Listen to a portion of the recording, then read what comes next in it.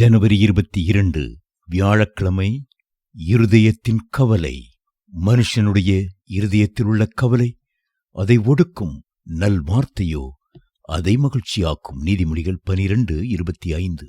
இருதயத்தின் கவலை என்பதே விசுவாசத்தின் பரம எதிரியாயிருக்கிறது.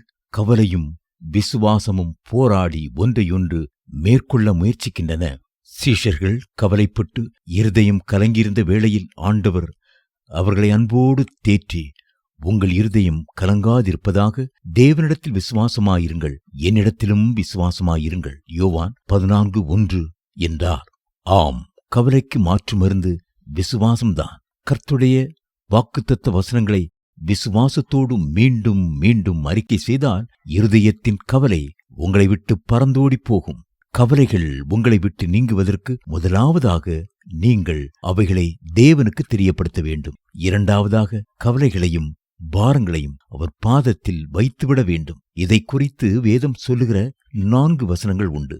1, நீங்கள் ஒன்றுக்கும் கவலைப்படாமல் எல்லாவற்றையும் குறித்து உங்கள் விண்ணப்பங்களை ஸ்தோத்திரத்தோடே கூடிய ஜெபத்தினாலும் வேண்டுதலினாலும் தேவனுக்கு தெரியப்படுத்துங்கள். பிலிப்பியர் 4:6. 2, அவர் உங்களை விசாரிக்கிறவரானபடியால் உங்கள் கவலைகளையெல்லாம் அவர் மேல் வைத்து விடுங்கள். 1 பேதுரு 5:7. 3, கர்த்தர் மேல் உன் பாரத்தை வைத்துவிடு, அவர் உன்னை ஆதரிப்பார்.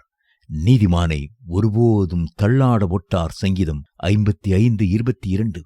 4, வருத்தப்பட்டு பாரம் சுமக்கிறவர்களே, நீங்கள் எல்லாரும் என்னிடத்தில் வாருங்கள், நான் உங்களுக்கு இளைப்பாறுதல் தருவேன். மத்தேயு 11:28.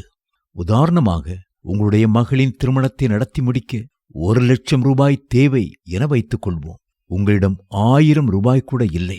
எனவே உள்ளம் கலங்குகிறீர்கள். திடீரென்று அமெரிக்காவில் உள்ள உங்கள் உறவினர் ஞாபகம் வரவே அவருக்கு தெரிவிக்கிறீர்கள்.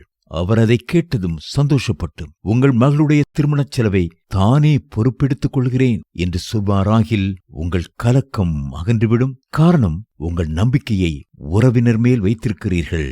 அப்படியானால் உங்களுக்காக யாவையும் செய்து முடிக்கிற கர்த்தர் மேல் எவ்வளவு அதிகமாக நீங்கள் விசுவாசம் வைக்க வேண்டும். இயேசு கிறிஸ்துவின் நல்வார்த்தைகளும் வாக்குத்தத்தங்களும் உங்களது சகல கவலைகளையும் நீக்கி உங்களை மகிழ்ச்சிப்படுத்தும். தன் பிள்ளையை குறித்த கவலையோடு ஒரு தகப்பன் இயேசுவண்டை ஓடி வந்தபோது, நீ போகலாம், உன் குமாரன் பிழைத்திருக்கிறான், யோவான் 4:50 என்று இயேசு சொன்னதை வேதத்தில் வாசிக்கிறோம். அந்த நிமிடமே அவனுடைய கவலை நீங்கியது.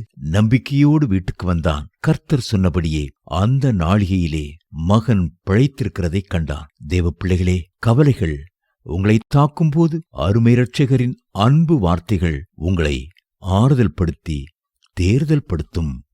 ஆகையால் என்னத்தை உண்போம், என்னத்தை குடிப்போம், என்னத்தை உடுப்போம் என்று கவலைப்படாதிருங்கள்.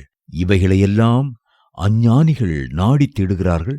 இவைகளெல்லாம் உங்களுக்கு வேண்டியவைகள் என்று உங்கள் பரமபிதா அறிந்திருக்கிறார். மத்தேயு 6:31.